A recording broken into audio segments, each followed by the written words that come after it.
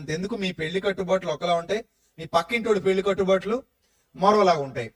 ఇది మా ఆచారం అండి అంటారు, ఇది మా సంప్రదాయం అండి అంటారు. ఇవన్నీ దేవుడు పరిగణనలోకి తీసుకోడు. దేవుడు చూసేది ఒకటే హృదయాన్ని, దేవుడు చూసేది మనసుని. దేవుడు నువ్వు పాపాన్ని విడిచిపెట్టావో లేదో చూస్తాడు, నువ్వు మారు మనసు పొందావో లేదో చూస్తాడు.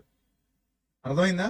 అంతే తప్ప నువ్వు గడ్డం పెంచుకున్నావా, మీసం పెంచుకున్నావా, తల మధ్యపాపిడి తీసావా, పక్కపాపిడి తీసావా, నూనె పెట్టావా పెట్టలేదా, అది కొబ్బరి నూనె ఒలేవు నూనె, ఈ చెత్త అంతా ఆయనకు అవసరం లేదు.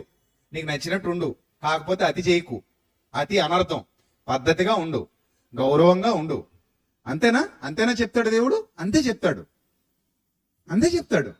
ఏదైనా సరే ఒక పద్ధతి, ఒక ప్రమాణం, ఒక ప్రణాళిక, ఒక ఆమోదయోగ్యమైన జీవన విధానం, ఇది కోరుకుంటాడు తప్ప ఇక ప్రతిదీ పోతద్దులో చూపించి ఇదిగో అది తప్పు, ఇది తప్పు, అలా తప్పు, ఇలా తప్పు, ఇక నిత్యం ఇదే అయితే క్రైస్తవ్యం భవిష్యత్తులో ఇంకా అన్యుల మధ్యలో హేళన చేయబడుతుంది.